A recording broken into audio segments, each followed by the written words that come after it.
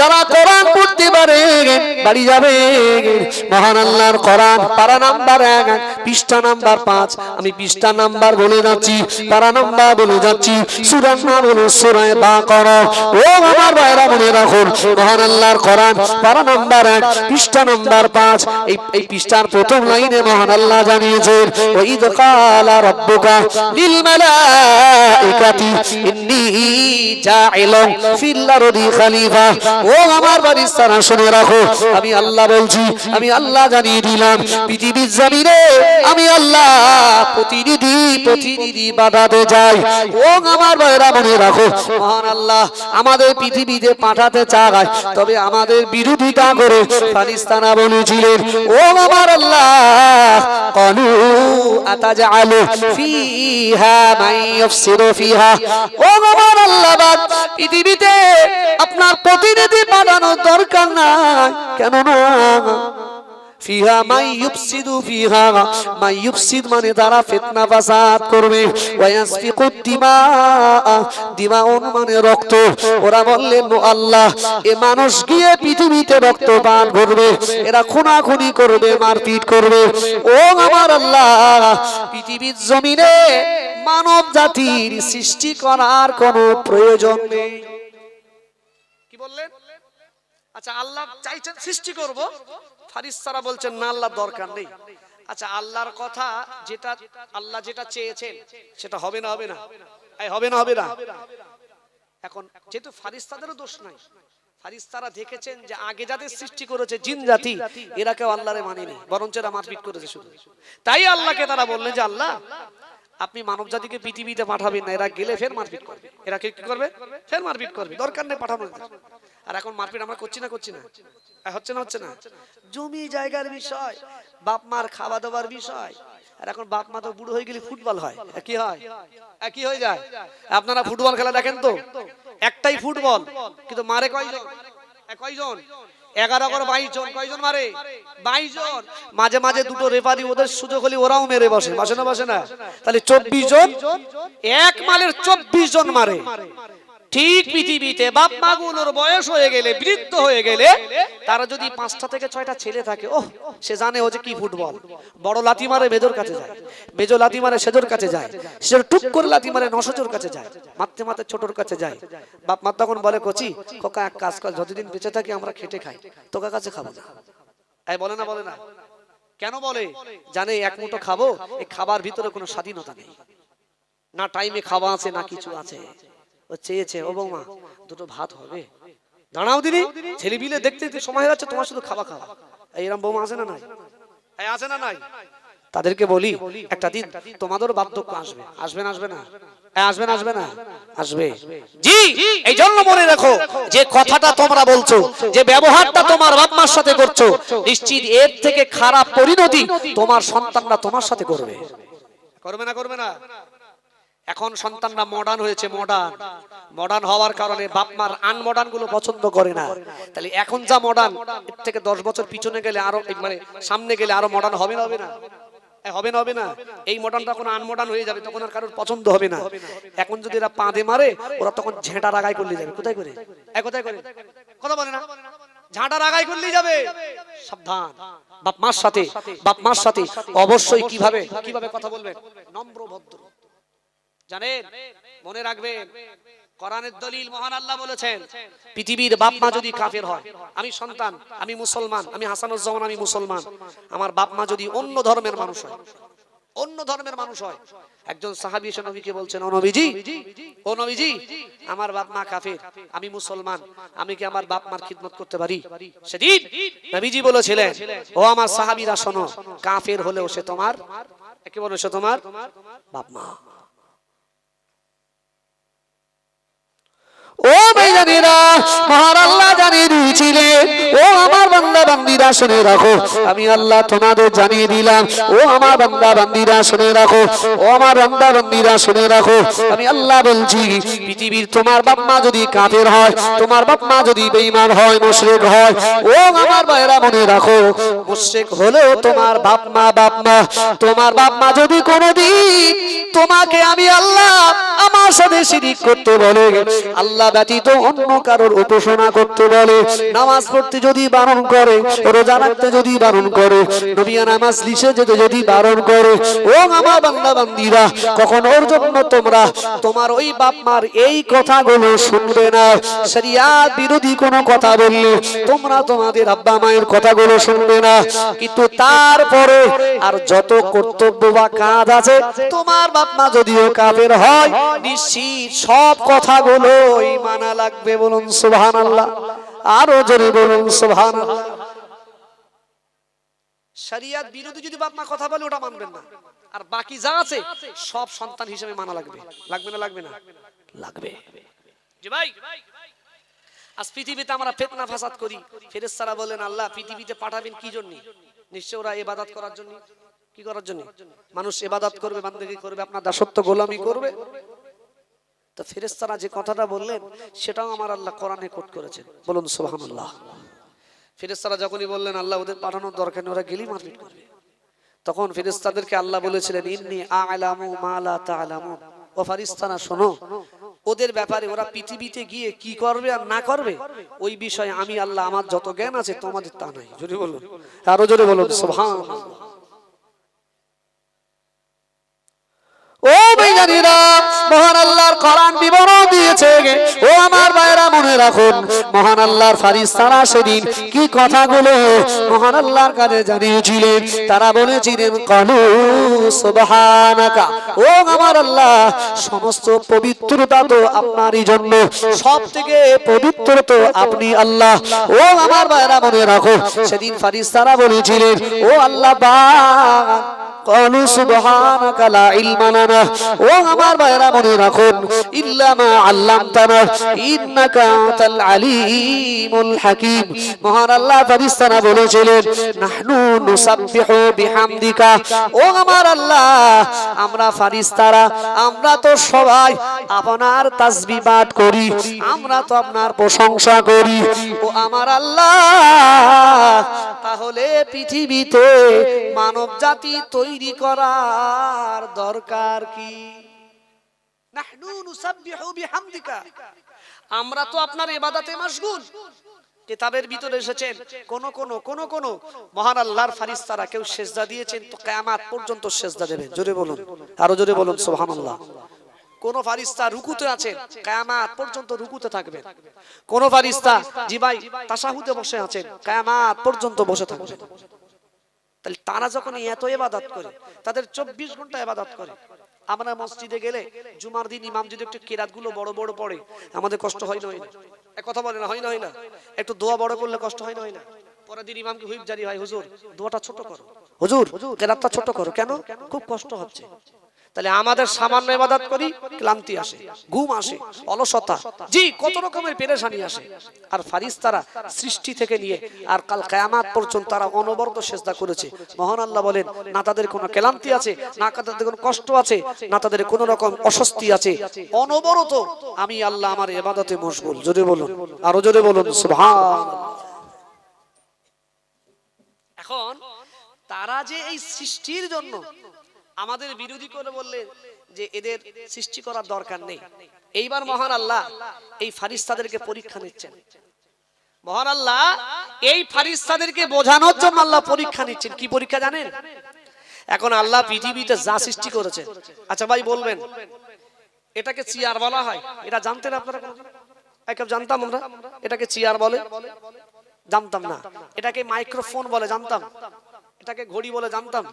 এর নাম জামা? জানতাম। এর নাম বক্স? জানতাম। কিছুই তো জানতাম না। কেউ না কেউ এসে কোন একটা শিক্ষক এসে আমাদের শিখিয়েছেন, তারপর তো জেনেছি। এই আমার আলোচনা বুঝতে পারছেন আপনারা? জি, পৃথিবীতে এমন একজন শিক্ষক এসেছে আমাদেরকে বলেছে এটাকে চিলিপি বলা হয়। কি বলা হয়? তারপর আমরা জেনেছি, তার আগে আমরা কেউ জানিনি।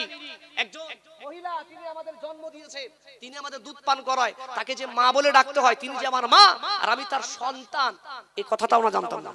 জানতাম কি? জানতাম না। তাহলে পৃথিবীতে যা কিছু আছে আমাদের আদি পিতার নাম কি? কি নাম? হযরতে আদম আলাইহিস সালাম, তিনি সবার পিতা। কি বলুন? সবার পিতা। এখন এই আদম আলাইহিস সালাম মানুষ যে শ্রেষ্ঠ এটা ফেরেশতাদেরকে বোঝানোর জন্য আল্লাহ পার্সোনালিটি আদম আলাইহিস সালামকে পৃথিবীর সমস্ত জ্ঞানের জ্ঞানী, পৃথিবীর সমস্ত কিছুর নাম আমার আল্লাহ আদম আলাইহিস সালামকে শিখিয়ে দিয়েছিলেন। একবার জোরে বলুন, আরো জোরে বলুন সুবহানাল্লাহ। আল্লাহ বলেন ওয়া আল্লামা আদম আল আসমাআ কুল্লাহা, আমি আল্লাহ আমার আদমকে পৃথিবীর সমস্ত সৃষ্টির নামগুলো আমি আল্লাহ আমার আদমকে শিখিয়েছিলাম। একবার জোরে বলুন সুবহানাল্লাহ।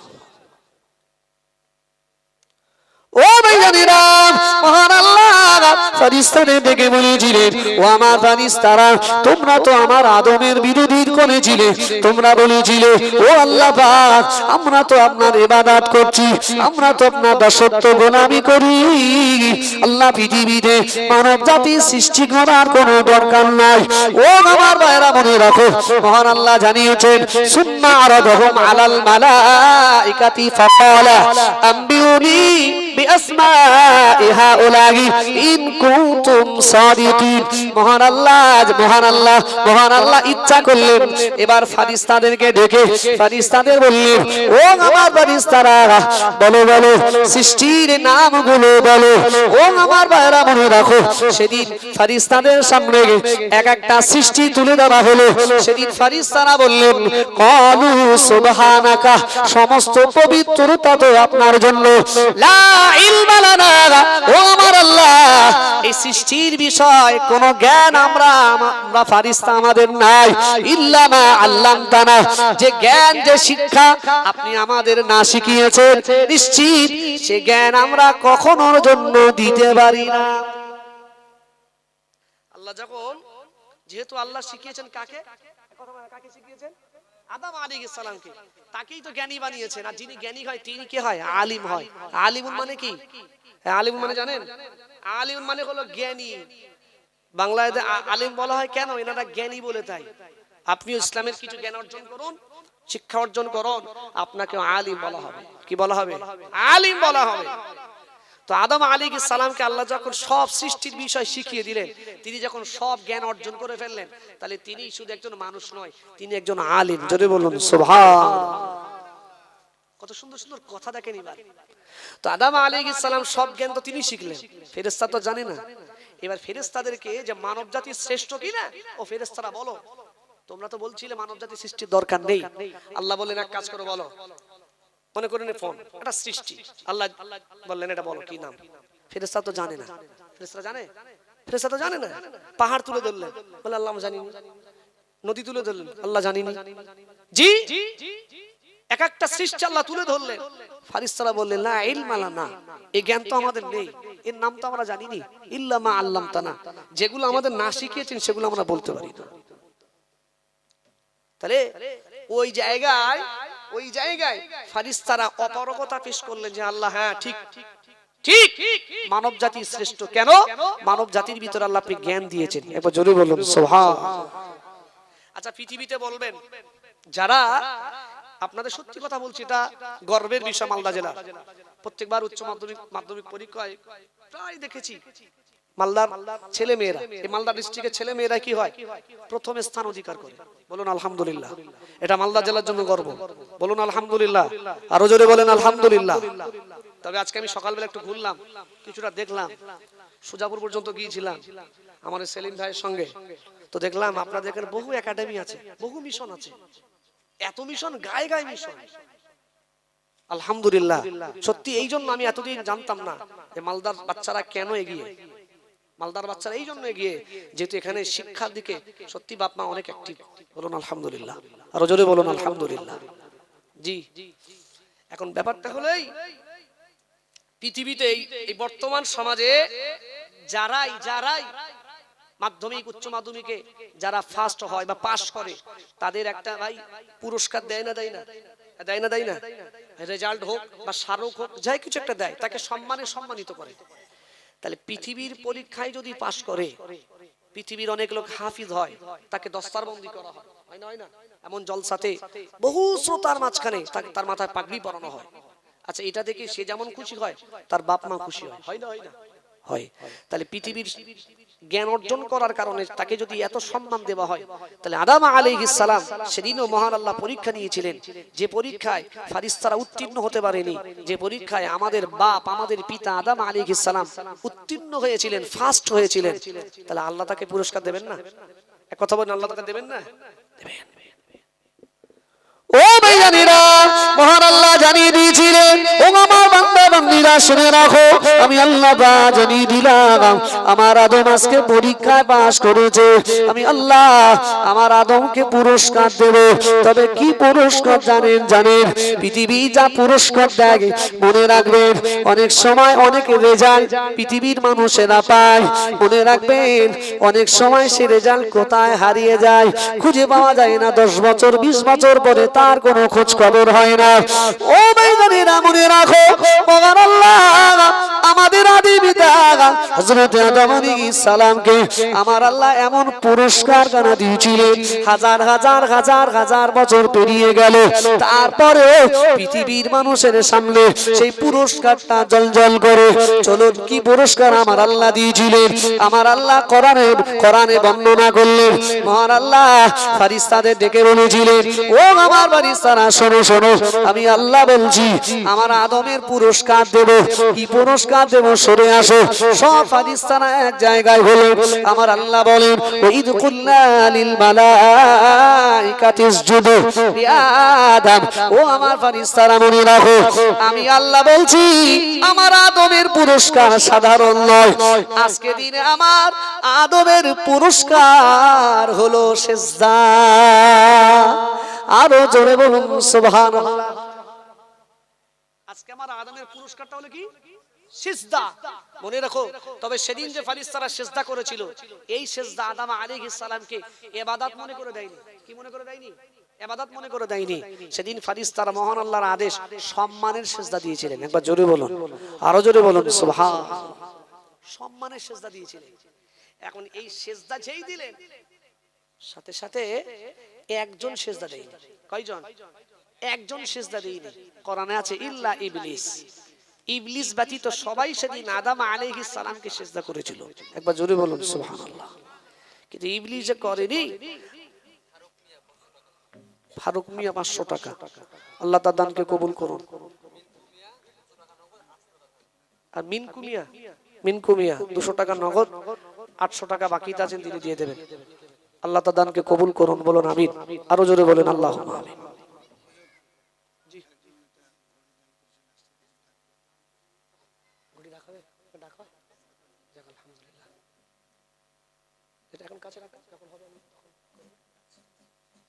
জি, যে আলোচনা করছিলাম, তো আদম আলাইহিস সালামকে আল্লাহ পুরস্কার দিয়েছেন কি? সিজদা। আচ্ছা, এই যে আদম আলাইহিস সালামকে ফেরেশতারা সিজদা দিলেন, তাহলে ফেরেশতারা সিজদার মাধ্যমে একজন আলেমকে সম্মান করলেন না করেননি? করেছে না করেনি? এক নাম্বার, তারা মহান আল্লাহর আদেশ পালন করেছেন। 2 নাম্বার, একজন আলেমকে সিজদা মানে কি? সম্মান করেছেন। পাশাপাশি ইবলিস কি করলেন?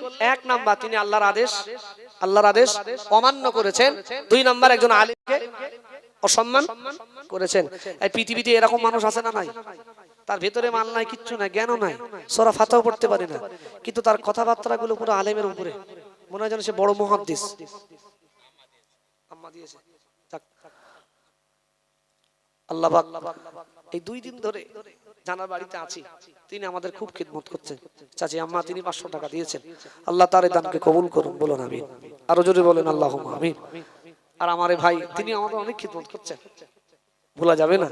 হয়তো সেখানে গেলে ওনাদের জন্য আমাদের খুব জানটা খারাপ হবে, তার কারণ আজ 2 দিন ধরে তো আমার খুব খিদমত করছে। যাক, আল্লাহ আমার ভাইয়ের দানকে কবুল করুন, বলুন আমিন। আরো জোরে বলেন আল্লাহুম্মা আমিন। যাই হোক, একদিকে আলেমকে সম্মান করেছেন, অপরদিকে একজন মহান আল্লাহর আদেশ পালন করেছেন। জানেন, মহান আল্লাহর নবী সাল্লাল্লাহু আলাইহি ওয়াসাল্লাম বলেছেন, মহান আল্লাহর নবী বলেন, কুন আলিমান, হও তুমি কি হও? আলেম হও। কি হও? আলেম হও। একান্তই তুমি যদি আলেম না হতে পারো, আও মুতাআল্লিমান, তুমি আলেমের ছাত্র হও। তো তাও যদি না হতে পারো, জি, আও মুস্তামিআন, আলেম যেটা বলে সেটা শোনো, আও মুহিব্বান, তারপরে তোমরা কি করো? আলেমদেরকে ভালোবাসো, মহব্বত করো। একবার জোরে বলুন সুবহানাল্লাহ।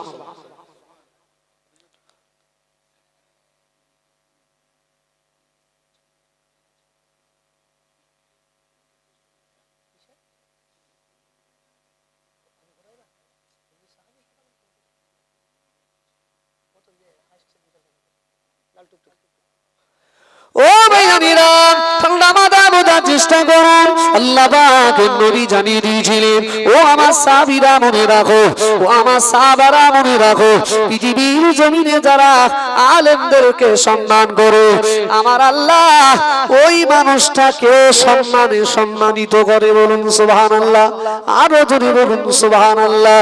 দলিল নেন, প্রমাণ নেন, আলেমকে সম্মান করলে যে মানুষটা আলেমকে সম্মান করবে, নিশ্চিত আমার আল্লাহ তাকেও সম্মান দান করবেন। ও ভাইয়ারা মনে রাখো, আমার আল্লাহ যেদিন বলেছিলেন, ও আমার ফেরেশতারা, আমি আল্লাহ বলি আমার আদমকে তোমরা সিজদা করো, তথা আমার আদম আলেমকে সিজদা করো, সেদিন আল্লাহর ফেরেশতারা সিজদা করেছিলেন।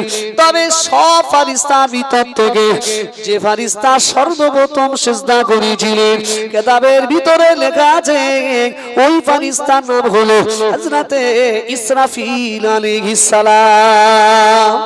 আরো জোরে বলুন সুবহানাল্লাহ। ও আল্লাহর বান্দারা শুনে রাখো, মহান আল্লাহ সেদিন ইসরাফিল আলাইহিস সালাম সর্বপ্রথম আদম আলাইহিস সালামকে সম্মান করার কারণে আমার আল্লাহ ইসরাফিল আলাইহিস সালামকে আমার আল্লাহ কি সম্মান দিয়েছিলেন, কি সম্মান আমার আল্লাহ দান করেছিলেন। ও ভাইরা মনে রাখুন, কিতাবের ভিতরে লেখা আছে আমার আল্লাহ সেদিন ইসরাফিল আলাইহিস সালামের কপালে কোরআনুল মাজিদটাকে আমার আল্লাহ লিখে দিয়েছিলেন। আরো জোরে বলুন সুবহানাল্লাহ। পিন্টু মিয়া 500 টাকা, আল্লাহ তার দানকে কবুল করুন, বলুন আমিন। আরো জোরে বলেন আল্লাহুম্মা আমিন। জি, তাহলে আদম আলাইহিস সালাম তিনি জ্ঞানী হয়েছেন বলে এত সম্মান, আর একজন জ্ঞানী মানুষ তথা আলেমকে ইসরাফিল আলাইহিস সালাম সম্মান করেছেন বলে আল্লাহ তাকেও সম্মান দিলেন, তার এই কপালে মহান আল্লাহ কোরআন শরীফটাকে লিখে দিয়েছিলেন। জোরে বলুন, আরো জোরে বলুন সুবহানাল্লাহ। তাহলে এই সম্মান করেছেন বলে সম্মানিত হয়েছেন। পাশাপাশি অপরদিকে ইবলিস আল্লাহর আদেশ পালন করেনি, আর তার পাশাপাশি একজন আলেমকে কি করেছেন, অসম্মান করেছেন। যারা আলেমকে অসম্মান করে, আলেমের সাথে খারাপ ব্যবহার করে, তারা ধ্বংস হবে না, হবে না? এক কথা বলেন, হবে না, হবে না? ও ভাইজানেরা, মহান আল্লাহ সেদিন জিজ্ঞাসা করেছিলেন, ও ইবলিস শুনে রাখো, কি বাবা তুমি কেন আমার আদমকে সিজদা করলে না? সেদিন তিনি দলিল দিয়েছিলেন, সেদিন তিনি তর্ক খাড়া করেছিলেন। ও ভাইরা মনে রাখুন, সেদিন বলেছিলেন আনা খায়রুম মিন, আমি হলাম আপনার ওই আদমের থেকে ভালো। কি বলেছিলেন? আনা খায়রুম মিন, আমি আপনার ওই আদমের থেকে তো ভালো। আমি যখন ওর থেকে ভালো, ওরে কেন সেজদা করতে যাব? অহংকার বসে এইভাবে বলছে, আমি তোর থেকে উত্তম লোক। কি লোক? আমি তোর থেকে উত্তম লোক, আমি উত্তম লোক চেয়ারে বসে আছি, আর অনুত্তম লোক আসবে আর আমি আমার চেয়ার ছেড়ে তারে বসাবো? এটা হতে পারে?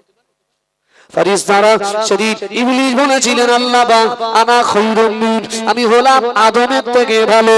সেদিন তিনি মহান আল্লাহর কাছে তর্ক খাড়া করেছিলেন।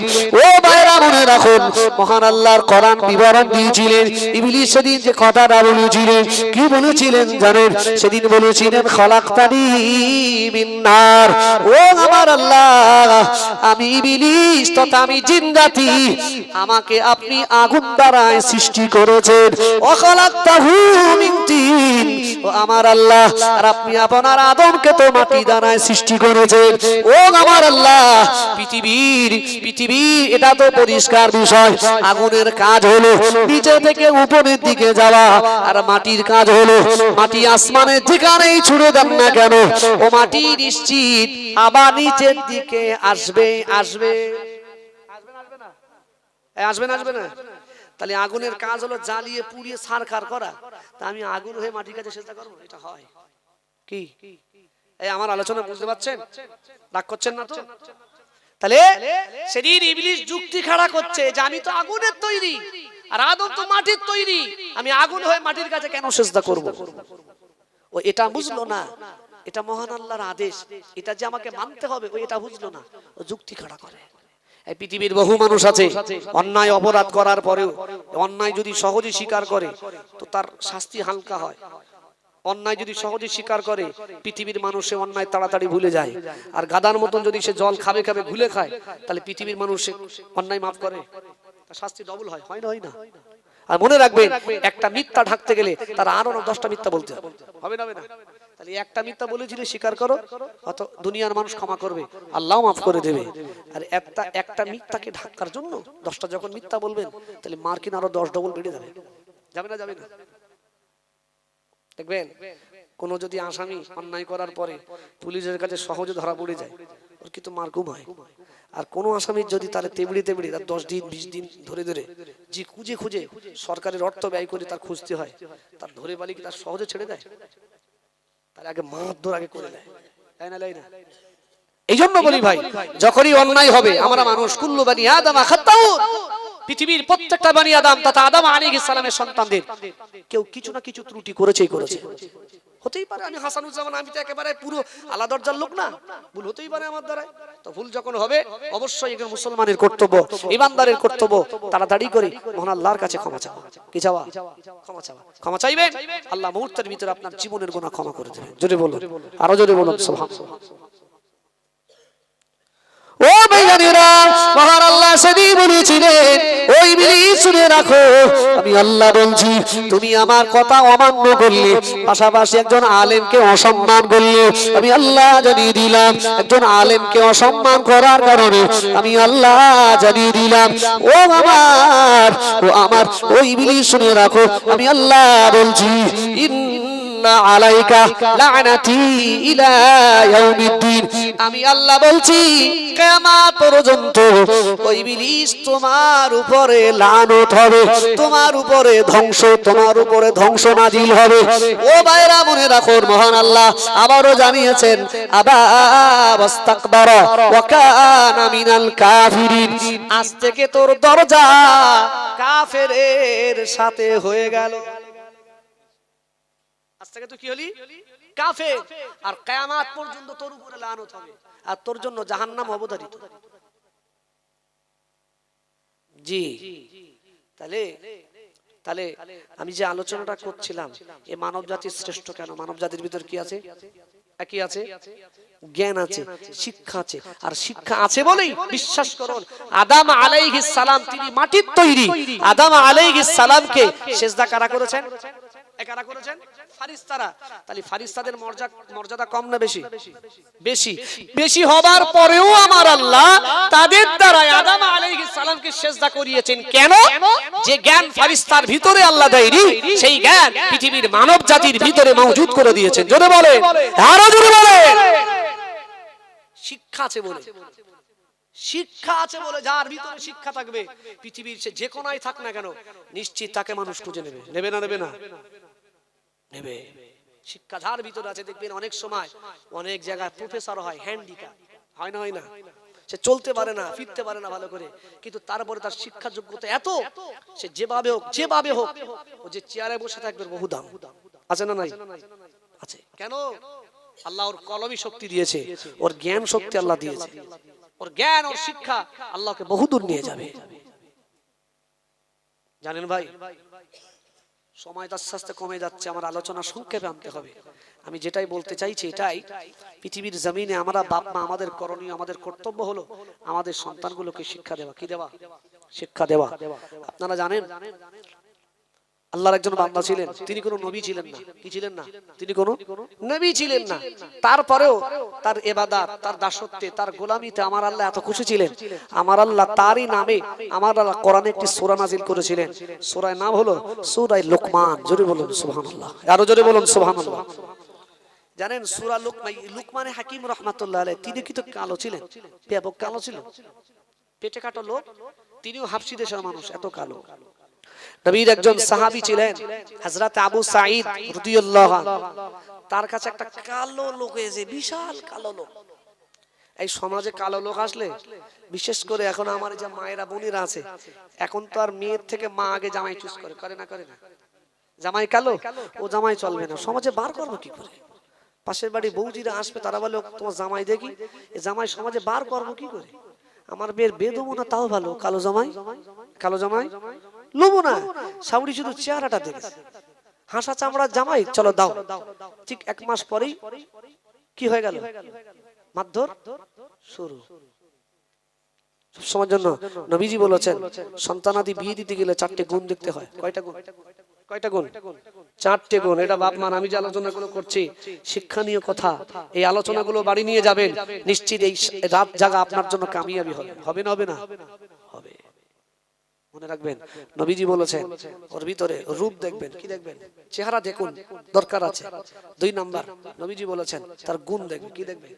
তার গুণ দেখবে। 3 নাম্বার তার বংশ দেখবেন। কি দেখবেন? কি দেখবেন? বংশ। 4 নাম্বার তার বাপ মার অর্থ কি আছে দেখবেন। কি দেখবেন? অর্থ। এখন নবীজি বলেছেন তার যদি রূপ না থাকে সমস্যা নেই, চলবে। নবীজি বললেন তার যদি বাপের অর্থ না থাকে সমস্যা নেই, চলবে। নবীজি বললেন তার যদি বংশটা একটু টেরা বাঁকা হয় তাও চলবে, যদি তার ভিতর কি থাকে? কি থাকে? দিনদারিতা থাকে। কি থাকে? দিনদারিতা থাকে যদি, তো নিশ্চিত ওই মহিলাটা গেলে তুমি বিনা দ্বিধায় বিয়ে করো, কোনো সমস্যা নেই। ওই ছেলেটার হাত ধরে তুমি বিয়ে করো, কোনো সমস্যা নেই।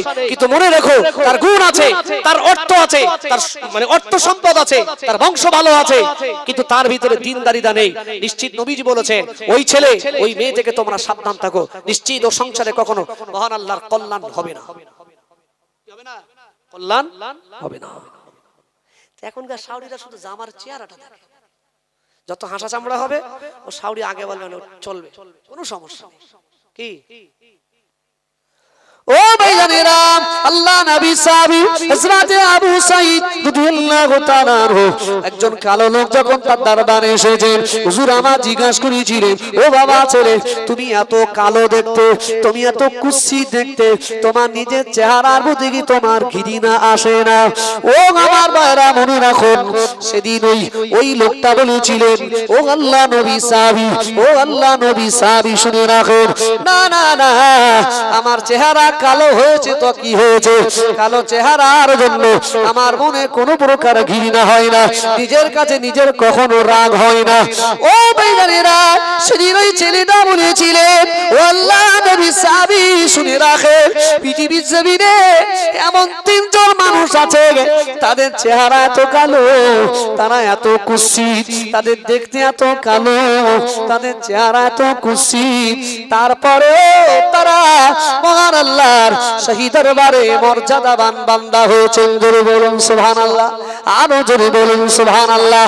ও আমার ভাইরা, ওই ছেলেটা যদি বলেছিলেন ও আল্লাহ নবী সাহাবী, 1 নম্বরে যদি নবীর সিলেক্ট করা মুয়াজ্জিন, যে মুয়াজ্জিনের আযান যদি না শোনা যেত, রাতের অন্ধকার কেটে দিনের আলো দেখা যেত না, সেই হযরতে বেলাল পৃথিবীর সব থেকে কালো ছিল, পৃথিবীর সব থেকে কালো ছিল, তারপরে ওই বেলাল আল্লাহর প্রিয় বান্দা হয়েছে। জোরে বলুন সুবহানাল্লাহ, আরো জোরে বলুন সুবহানাল্লাহ।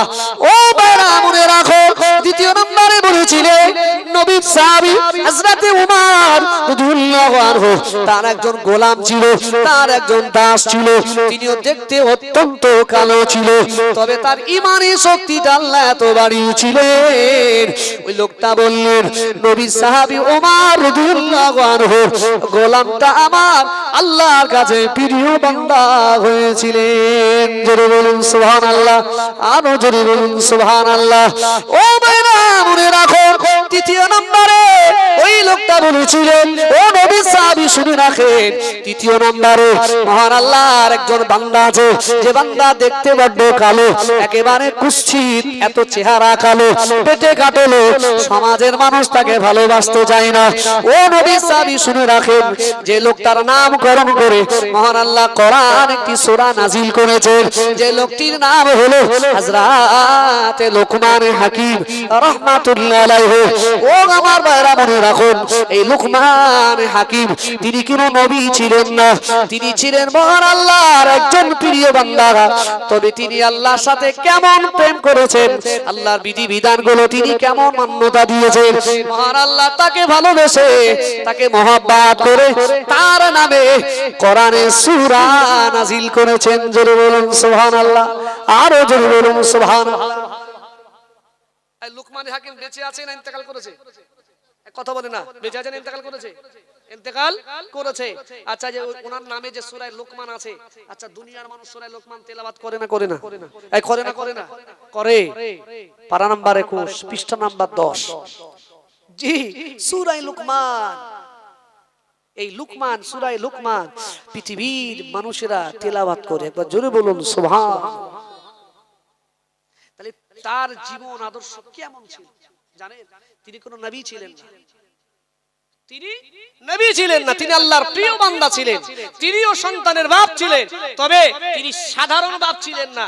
তিনি নিজে যেমন দিনের উপর অবিচল ছিলেন, তার বাচ্চাগুলোকে দিনের উপরে অবিচল রেখেছিলেন। তার এই ইবাদত, তার দাসত্ব, তার গোলামি আল্লাহ এত পছন্দ করেছিলেন, তার কথাবার্তাগুলো আল্লাহ কোরআনে কোট করেছিলেন। জোরে বলুন সুবহানাল্লাহ। সূরা লোকমান তো আমরা অনেকে পড়ি, এই লোকমানের তাফসীর আমরা জানি। জানেন ওই সূরা লোকমানের ভিতরে ম্যাক্সিমাম জায়গায় মহান আল্লাহ লোকমানের জীবন আদর্শ বর্ণনা করেছেন। একবার জোরে বলুন, জোরে বলুন সুবহানাল্লাহ। তাহলে কেমন জীবন আদর্শ তিনি করেছেন জানেন? মহান আল্লাহ বলেন, ওয়ালাকাদ আতাইনা লুকমানাল হিকমা, আমি আল্লাহ আমার একজন বান্দা, তার নাম লোকমান, তাকে আমি আল্লাহ অধিক জ্ঞান দান করেছি। একবার জোরে বলুন সুবহানাল্লাহ। কেমন জ্ঞান জানেন? একটুখানি বলি আপনাদের। একদিন লোকমান হাকিম ছোট্টবেলায় বলতে প্রাথমিক জীবনে তিনি একজন মালিকের ছাগল বকরিগুলো চড়াতেন। একদিন তার মালিক বলেছে, লোকমান তুমি এক কাজ করো, অমুক জায়গাটা জমি আছে, কিছু তোমাকে শস্য দিচ্ছি, শস্য চাষ করে আসো। তো লোকমান কি করেছে, শস্য চাষ না করে ওকে তিল চাষ করেছে। কি চাষ করেছে? আমার কথা বুঝতে পারছেন তো? শস্য চাষ করতে বলেছে, শস্য চাষ না করে ওকে তিল চাষ করেছে। আর এটা লোকমান হাকিম তার মালিককে কি দিচ্ছেন? শিক্ষা দেওয়ার জন্য এটা করছেন। কেন জানেন? তার মালিক আল্লাহকে মানে না, তার মালিক আল্লাহ দাসত্ব গোলামি করে না। এখন দাসত্ব গোলামি না করেই ও জান্নাতের আশা করে। কিসের আশা করে? মালিক কিসের আশা করে? জান্নাতের আশা করে। এখন মালিককে খুব বোঝায়, মালিক লোকমানের কথা শুনে না। তো লোকমান হাকিম মনে করে, দাঁড়াও একটা দিন সুযোগ আমি পাই, তোমার শিক্ষা দেব। তো কি করেছেন, তাকে তিল মানে শস্য দিলেন চাষ করতে, শস্য চাষ না করে ওকে তিল চাষ করেছে।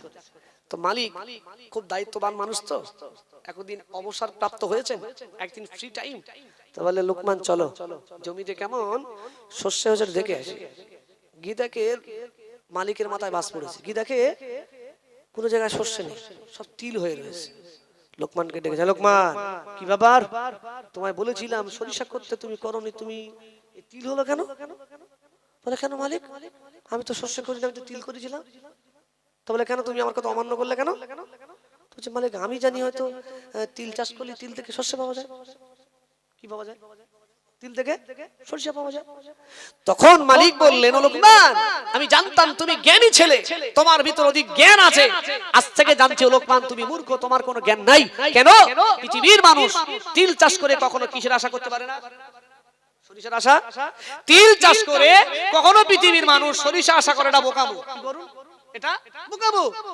তিল চাষ করলে তিলেই পাওয়া যায়, সরিষা পেতে গেলে সরিষা চাষ করতে হয়। এইবার লোকমান হাকিম মালিককে বা শিক্ষা দিচ্ছেন। ও বেজানিরা, ঠান্ডা মাথা বোঝার চেষ্টা করুন, রাগ আমার উপরে করবেন না। পৃথিবীর জমিনে যারা আল্লাহর বিধিবিধান গুলো মানে না, যারা নামাজ পড়ে না, যারা রোজা করে না, জাকাত আদায় করে না, নবীর সুন্নাহ গুলো জীবনে মানে না, তারা বাড়ি বসে বসে জান্নাতেরই আশা করে। ও ভাইরা মনে রাখুন, আপনারা ঠিক ওই লোকমানের মালিকের মতো। লোকমান হাকিম সেদিন তার মালিককে শিক্ষা দিচ্ছিলেন, ও মালিক শুনে রাখো, এই কাজটা তো আমি ইচ্ছাকৃত করেছি, কেননা আমি আপনাকে শিক্ষা দেওয়ার জন্য। ও মালিক শুনে রাখো, ও মালিক শুনে রাখো, আমি যেমন ভুল করেছি, কেননা তিল চাষ করে যেমন তিলের থেকে সরিষা পাওয়া যেমন বোকামি, তিল থেকে সরিষার আশা করা যেমন বোকামি, তিল থেকে কখনো সরিষা পাওয়া যায় না। ও আমার ভাইরা মনে রাখো, ওই সময় মালিককে বলেছিলেন, ও মালিক পৃথিবীতে আপনি আল্লাহকে মানেন না, আল্লাহকে মানেন না, আর আল্লাহকে না মেনে জান্নাতের আশা করাটা কি বোকামি না? তিল চাষ করে যেমন সরিষার আশা করাটা বোকামো, তিল থেকে সরিষা পাওয়া যায় না, তাহলে পৃথিবীতে মহান আল্লাহর বিধিবিধানগুলো মান্যতা না দিয়ে কেউ যদি জান্নাতের আশা করে, তাহলে সে কি চালাক লোক না বোকামু করেছে? কোনটা করেছে? বোকামু করেছে। মালিক তখন না অবাক হয়ে তাকিয়ে রয়েছে, তাই তো লোকমান, সত্যি তোমার এই গভীর জ্ঞান আমি বুঝতে পারিনি। ও লোকমান, সত্যি আমি আজ থেকে মহান আল্লাহর দাসত্বতে মশগুল হয়ে যাব। জোরে বলুন, আরো জোরে বলুন সুবহানাল্লাহ। দুরূদ শরীফ। আল্লাহুম্মা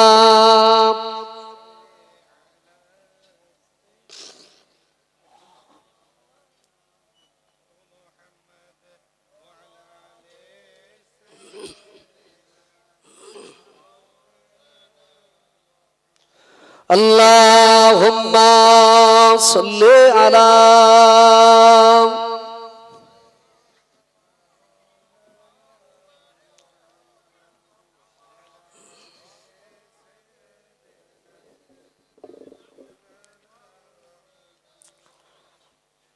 হারিয়ে যাব একদিন আমি, রব নাই ভুবন চিরদিন। আমরা হারিয়ে যাব না, যাব না, হারিয়ে যাব না, যাব না।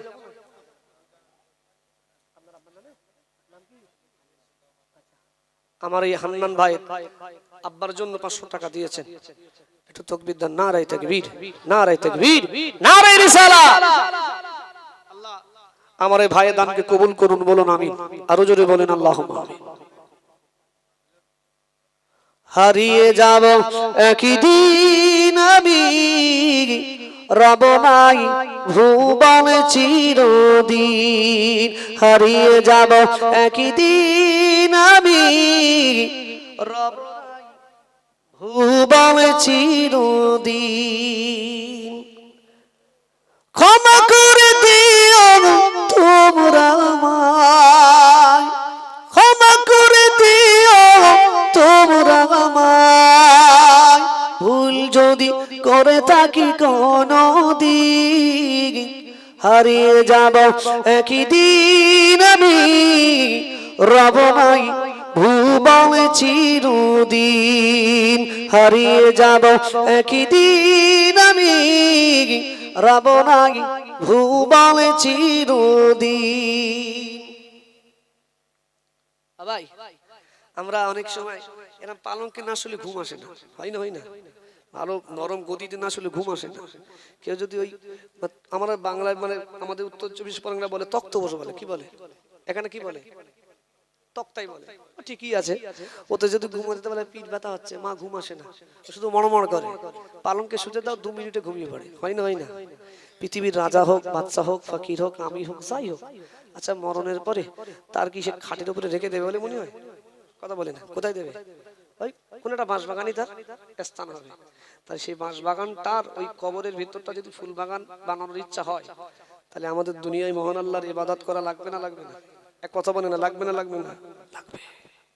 বাঁশ বাগানে বা গোরস্থানে, বাঁশ বাগানে বা গোরস্থানে হয়তো দেবে মোর কবর।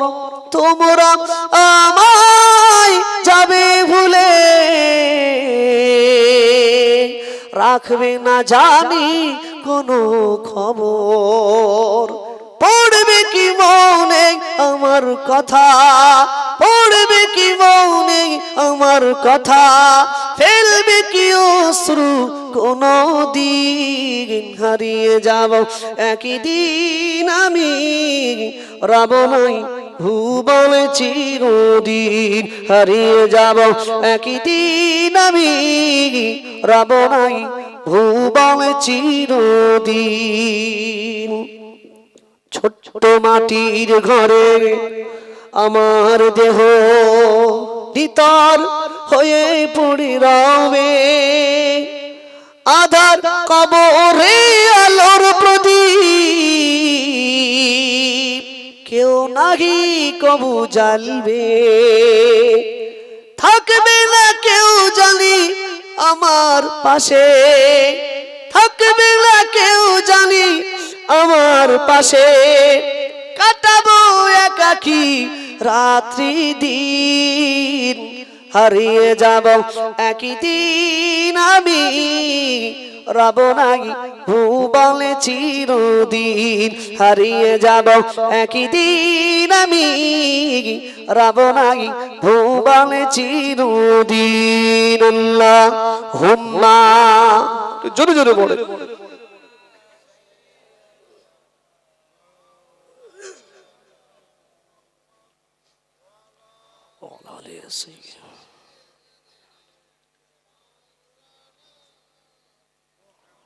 সাল্লাল্লাহু আলাইহি ওয়াসাল্লাম।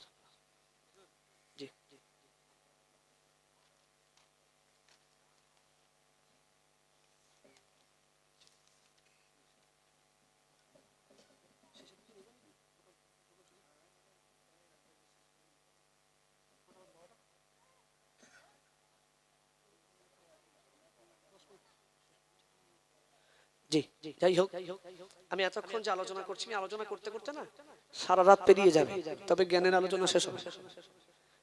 জি এখনো বলবো? সর্বনাশ, আপনার ছোটরা তো বহুত চাইছে, সেলিম ভাই কি বলে দেখো। জি যাই হোক, না এত রাত করা উচিত নয়, যেহেতু আমাদের ফজরের ব্যাপার আছে। আলোচনা করলে শুধু শুনলে হবে না, তো ফজরের নামাজটাও দরকার আছে, আছে না নাই? আলোচনা শুনে যদি ফজরের নামাজ না পড়ি, বিশ্বাস করুন এই আলেমের আলোচনার এক বিন্দু দাম নেই, এক পয়সা পরিমাণ দাম নেই আল্লাহর কাছে। যাই হোক, তবে আমি এতক্ষণ শিক্ষামূলক শিক্ষার বিষয় আঁকাচ্ছিলাম, তবে আলহামদুলিল্লাহ মালদা এলাকার প্রত্যেকটা মানুষ, প্রত্যেকটা আব্বা মা শিক্ষার বিষয় সচেতন, বলুন আলহামদুলিল্লাহ। আল্লাহ এই মালদা জেলার প্রত্যেকটা ছেলে মেয়েকে উচ্চ শিক্ষায় শিক্ষিত হয়ে দ্বীনের উপরে কায়েম থাকার তৌফিক দান, বলুন আমিন। আরো জোরে বলেন আল্লাহুম্মা আমিন। আল্লাহ আমাদের ঘরের ছেলেরা এবং মেয়েরা যারা মাধ্যমিক উচ্চ মাধ্যমিক দিয়েছেন, প্রত্যেককেই আল্লাহ পাক সম্মানী নাম্বার নিয়ে প্রত্যেককেই আল্লাহ সম্মানে সম্মানিত করুন, বলুন আমিন। আরো জোরে বলেন আল্লাহুম্মা আমিন। যাই হোক ভাই, আমি এতটুকু কথাই আমি বলবো। লোকমান হাকিমের কথা যেহেতু বলেছি, এই লোকমান হাকিম, আমরা পৃথিবীতে আমাদের বাপ মা, আমরা ছোট্টবেলায় আমাদের বাচ্চাগুলোর হাতে কি বই ধরাই? কি বই ধরাই? ও আর বই ধরাই, ধরাই না ধরাই না? আমাদের ছোট ছোট বাচ্চাগুলো যখন ছোট্টবেলায় ছোট ছোট ছড়া বলে, কি আত্মা গাছে তোতা পাখি, ডালিম গাছে মৌ, বলে না বলে না? ভীষণ ভালো লাগে। কিন্তু আমাদের এই বাচ্চাগুলো যদি বলুক পৃথিবীতে চলতে গেলে সব শিক্ষার প্রয়োজন আছে না নাই? আছে। জি, তার পাশাপাশি তার মালিক, তার খালিক, তিনি যে সৃষ্টি করেছেন, সেই মালিককে যদি না চেনাতে পারি, মালিকের কথা যদি তার মুখে হয়, জি সেটা শুনতে ভালো লাগবে না লাগবে না? বিশেষ করে সন্ধ্যা থেকে দেখছিলাম অনেক বাচ্চারা, ছোট ছোট বাচ্চারা সুন্দর সুন্দর করে নাচ পেশ করছিল, নবীর শানে গজল বলছিল। আচ্ছা, এগুলো শুনতে ভালো লাগছিল না লাগছিল? আলহামদুলিল্লাহ, এখন মুসলিম সমাজ অনেকটা এগিয়ে। আগে কিন্তু মানুষ গানের দিকে এগিয়ে যেত, এরা গানে ফাস্ট। বাবা, কোন গান যেটা জানা ছিল? একটা অজানা গান এমন কিছু নেই, সব জানা। কিন্তু এখন আলহামদুলিল্লাহ, এখন মুসলিম সমাজের ইসলামের ভিতরে জানা আছে, এখন এদের বাচ্চাগুলো অনেকটা অ্যাক্টিভ এই বিষয়। এরা গান ভুলে এখন এরা গজল বলে, জি অনেকে কোরআন পড়ে, আলহামদুলিল্লাহ। এগুলো বাপ মার আরো দায়িত্ব নিতে হবে। জানেন, কোরআন শরীফের ভিতরে মহান আল্লাহ বলেছেন, পৃথিবীতে অবশ্যই সর্বপ্রথম আমাদের সন্তানগুলোকে আল্লাহ শেখাতে হবে। কি শেখাতে হবে? আল্লাহ শেখাতে হবে। আল্লাহকে দেখি নাই, দেখতেও পাই না, তারপরেও ছোটবেলা থেকে আমার সন্তানের ভিতরে আল্লাহ ঢোকাতে হবে। কি ঢোকাতে হবে? একই ঢোকাতে হবে আল্লাহ। চলুন, আমি যে কথাগুলো বলছি একটা কোরআনের বাইরে নেই, প্রত্যেকটা কোরআনে আছে। বাড়ি যাবেন, কোরআন খুলবেন, কোরআন খুলবেন, পারা নাম্বার 21, পৃষ্ঠা নাম্বার 11, সূরা লোকমান। কি বলছি? সূরা লোকমান। মহান আল্লাহ সেদিন লুকমানে হাকিম তার ছেলেদের ডেকে ডেকে যে উপদেশগুলো দিয়েছিলেন বাপ হিসাবে, যেটা দেওয়া দরকার, না দিলে কিয়ামতের মাঠে প্রত্যেকটা বাপকে কলার ধরবেন আল্লাহ। সেদিন লুকমানে হাকিম যে কথাগুলো বলেছিলেন আমার আল্লাহর খুব পছন্দ হয়েছিল। আল্লাহ বললেন, বাপ তো ऐसा होना चाहिए, বাপ তো ऐसा होना चाहिए, বাপ তো এমনই হওয়া দরকার। তার দায়িত্ব কি? তার সন্তানকে কি বলতে হবে, কি শিক্ষা দিতে হবে। একদিন তার ছেলেদের ডেকে বলছেন, আমার ছেলেরা শোনো, শোনো, তোমরা আল্লাহকে ভয় করো। কাকে ভয় করো? আল্লাহকে, যে আল্লাহর এত ক্ষমতা। ও ভাইজানেরা, আল্লাহর বান্দা হযরতে লুকমান হাকিম রাহমাতুল্লাহ আলাইহি একটা দিন তার ছেলেকে বলেছিলেন, ও আমার ছেলেরা শুনে রাখো, আমি আল্লাহ, আমি তোমাদের আব্বা লুকমান, তোমাদের আব্বা জানিয়ে দিলাম, ইয়া বোনাই, এ আমার ছেলে শুনে রাখো, লা তুশরিক বিল্লাহ, ও আমার ছেলে শুনে রাখো, জীবনে মুসিবত আসবে, জীবনে বিপদ আসবে, জীবনে কষ্ট আসবে, সংসারে অভাব দেখা দেবে, ও আমার ছেলে কখনোর জন্য যেন আল্লাহর সাথে শরীক করবে না। বাপ হিসাবে কত হুকুম কি করছে, আল্লাহর সাথে শরীক করা যাবে না। বাপের মতন বাপ আছে, মার মতো মা আছে, সব ঠিক আছে, কিন্তু আল্লাহর মতো আর কেউ, আল্লাহর মতো আর কেউ নাই। ওয়ানি আবুদুনি, আমরা প্রত্যেকেই সেই মহান আল্লাহর ইবাদত করব। কার করব? আল্লাহর ইবাদত করব। তো লোকমানে হাকিম তার ছেলেকে শোকাচ্ছে, ইয়া বোনাই, আমার ছেলে শোনো, লা তুশরিক বিল্লাহ, খবরদার কোনোদিন আল্লাহর সাথে শরীক করবে না। ইন্না শিরকা লাযুলমুন আযীম, শিরক হলো সবথেকে বড় গুনাহ। কি গুনাহ? শিরক হলো বড় গুনাহ। এবং ছেলে এবার প্রশ্ন হতে পারে মনের ভিতরে যে আল্লাহর সাথে শিরক করব, তো আল্লাহটা কে? আল্লাহ কে? এই ছেলের, ছোট ছেলের মনে প্রশ্ন হতে পারে না, পারে না? পারে। আল্লাহর বান্দা লোকমান হাকিম সেদিন তার ছেলেটাকে আল্লাহ শেখাচ্ছেন, ও ভাইরা মনে রাখুন, আল্লাহর বান্দা লোকমান হাকিমের কথাটা আমার আল্লাহর এত পছন্দনীয় হয়ে গেল। আমার আল্লাহ লোকমান হাকিমের কথাটা কোরআন শরীফের ভিতরে আমার আল্লাহ জানিয়েছিলেন। ও ভাইরা মনে রাখুন, লোকমান হাকিম তার ছেলেকে বলেছিলেন, ইয়া বোনাই, ইয়া আমার ছেলে শুনে রাখো, ইন্নাকা ইন তাকু মিসকাল হাববাতিন মিন খারদালিন, ও আমার ছেলে মনে রাখো, আমার আল্লাহর এত ক্ষমতা, আমার আল্লাহ তো তিনি সব ক্ষমতার মালিক, জানাতে তিনি হলেন আমার আল্লাহ। সেদিন লোকমান হাকিম ছেলেদের বোঝাচ্ছে, ও আমার ছেলে শুনে রাখো, একটা যদি সরিষার দানা নিয়ে যদি সাত আসমানে কোথাও রেখে দেওয়া হয়, সরিষার দানা দিয়ে যদি দুনিয়ার জমিনে কোথাও রেখে দেওয়া হয়, ও বাবা ছেলে শুনে রাখো, পৃথিবীর যত বড়ই মস্তান হোক না কেন, তাকে যদি একদিন নয়, এক বছর নয়, হাজার হাজার বছর সময় দেওয়া হয়, আর যদি বলা হয় পৃথিবীর যেখানে বা আসমানে যেখানে ওই সরিষার দানাটা আছে, ওই দানাটা এই মৌলভী তলার জলসার প্রাঙ্গণে হাজির করো। সরিষার দানা আসমান, সাত আসমানে কোথাও বা জমিনে কোথাও যদি সরিষার দানাটা রাখা হয়, আর পৃথিবীর কোন মানুষকে যদি বলা হয়, যারাতে বহু পাওয়ার আছে, বহু ক্ষমতা আছে, তাকে যদি বলা হয় তুমি সরিষার দানাটা এই মৌলভীতলা জলসা হাজির করো, তোমার হাজার বছর সময় দেওয়া হলো। আচ্ছা, পৃথিবীর কোন মানুষের পক্ষে সম্ভব? এই কথা বলে না সম্ভব, আর সম্ভব, সম্ভব নয়। ও আল্লাহর বান্দারা শুনে রাখো, সেদিন লোকমান হাকিম বাপ হিসাবে তার ছেলেগুলোকে কিভাবে আল্লাহ শেখাচ্ছেন। ও আমার ভাইরা মনে রাখুন, লোকমান হাকিম বলেছিলেন, ও বাবা ছেলে মনে রাখো, ওই সরিষার দানাটা আসমানে যেখানে থাকুক, জমিনে যেখানে থাকুক না কেন, পৃথিবীর কোন মানুষ ওই সরিষার দানাটা হাজির করতে পারবে না, কিন্তু আমার আল্লাহ ইয়াতি বিহাল্লাহ, নিশ্চিত আমার আল্লাহর ওই সরিষা দানাটা এই মৌলভীতলার স্টেজে হাজির করতে আমার আল্লাহ এক মুহূর্ত সময় লাগবে না। আরো জোরে বলুন সুবহানাল্লাহ। ইন্নাল্লাহা লাতীফুন খাবীর, পৃথিবীতে যা কিছু আছে সব আমার আল্লাহর আয়ত্তে আছে। জোরে বলুন, আরো জোরে বলুন সুবহানাল্লাহ। বাপ তো ऐसा होना चाहिए। আমরা আমাদের ছেলেগুলো সব শিক্ষা দেয়, পৃথিবীর সব শিক্ষা শেখে। সে ছেলে যদি বলি কোচ একটু কলেমাটা বলতো, ও ছেলে তখন প্যান্ট ঢিলা হয়ে যায়। ওই ছেলের বলো না ইংরেজির কথা বলতে এত অনর্গল বলে যায়। ছেলের বলো না জি, পৃথিবীর অনেক মনীষীদের বিষয়ে আলোচনা করো, সে করে দেবে।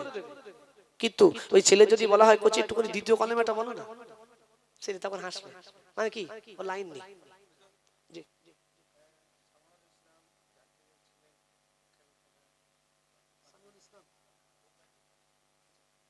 আমার সামিউল ভাই পিতা জাকির 1000 টাকা দেবে বলে ওয়াদা করেছেন। আল্লাহ ভাই দানকে কবুল করুন, বলুন আমিন।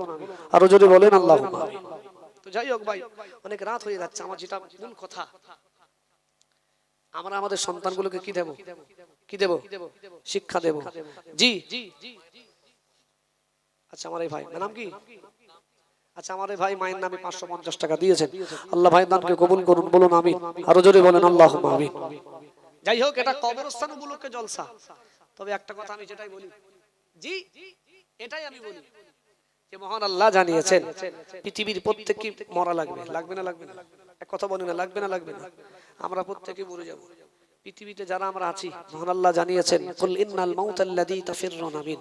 পৃথিবীর যতই শক্তিমান লোক হোক, যতই পাওয়ারওয়ালা লোক হোক, অর্থওয়ালা লোক হোক, সম্পদওয়ালা লোক হোক, মনে রাখবে মরণের ভয় থেকে পৃথিবীর যেখানে তুমি পলায়ন করো, মরণ তোমার সেখানে গিয়ে পাকড়াও করবে।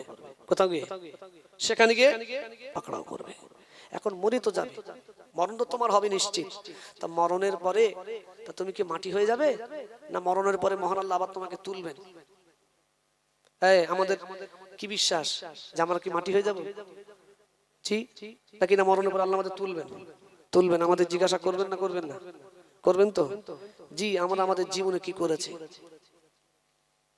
আল্লাহ বলেন বান্দা শুনে রাখো, ও বান্দা বান্দি শুনে রাখো, কুল ইন্নাল মাউতাল্লাযী তাফিররুনা মিনহু ফাইন্নাহু মুলাকীকুম। ও আমার নবী, আপনার পৃথিবীর ওই কাফের বেঈমানদের বলে দাও, বলে দাও, ওরা অর্থের বলে, সম্পদের বলে, ওরা মনে করে আমরা মরব না। ওরা মনে করে আমরা যেখানেই থাকবো, আমরা যেখানেই থাকবো এমন ঘরের ভিতরে থাকবো যে ঘরে হাওয়া ঢুকবে না, বাতাস ঢুকবে না, নিশ্চিত আজরাইল ওই ঘরে ঢুকতে পারবে না। ও আল্লাহ বান্দারা শুনে রাখো, আমার আল্লাহ আমাদের নবীকে বলেছিলেন, ও নবী তাদের বলে দাও পৃথিবীর যেখানে তারা পালিয়ে যাক না কেন, ফাইন্নাহু মুলাকীকুম, নিশ্চিত তার সাথে মরণের সাক্ষাৎ হবে হবে। ও ভাইরা মনে রাখো, মরণ তোমার হবে, মরে তুমি নিশ্চিত যাবে। তুমি মাটি হবে না, তুমি মাটির সাথে মিশে যাবে না। আমার আল্লাহ জানিয়েছে সুম্মা তুরাদ্দুন, আমার আল্লাহ তোমাকে আবার তুলবেন, তোমাকে আমার আল্লাহ তুলবেন ইলা আলিমিল গায়ব, নিশ্চিত তোমার গোপনের বিষয় এমন তুমি কাজ করেছো, রাতের অন্ধকারে অন্যায় করেছো, রাতের অন্ধকারে অপরাধ করেছো, পৃথিবীর কেউ জানে না, কেউ জানে না। ও আমার মায়েরা, ও বড় কামাত মৌলবী টলার আমার মায়েরা বোনেরা শুনে রাখো, রাতের অন্ধকারে যুবক যুবতীরা মনে রাখো, ঘরের দরজা বন্ধ করেছো, অন্যায় করতে যাচ্ছ, হঠাৎ করে জানলা খোলা দেখেছো, মনে করছো জানালা দিয়ে হয়তো আমার মা দেখে ফেলবে, হয়তো আমার আব্বা দেখে ফেলবে, হয়তো পাশ দিয়ে গ্রামবাসীরা যাই দেখে ফেলবে, দেখে ফেললে আমি লজ্জিত হয়ে যাব, শর্মিন্দা হয়ে যাব। ও আমার মায়েরা, ও যুবতীরা জওয়ানেরা শুনে রাখো, তাড়াতাড়ি করে গিয়ে জানালাটা বন্ধ করে দিয়েছো, তুমি অন্যায় করবে বলে মনে রাখো, জানালা দরজা বন্ধ করে দিয়ে তুমি তোমার মায়ের চোখে ফাঁকি দিতে পারলে, তোমার আব্বার চোখে ফাঁকি দিতে পারলে, তোমার পরিবারের, তোমার গ্রামবাসী সবার চোখে ফাঁকি দিতে পারলে না। মনে রাখো, তুমি কিন্তু তোমার আল্লাহ, তোমার মালিকের কুদরতি চোখে ফাঁকি দিতে পারোনি। পেরেছো? জি।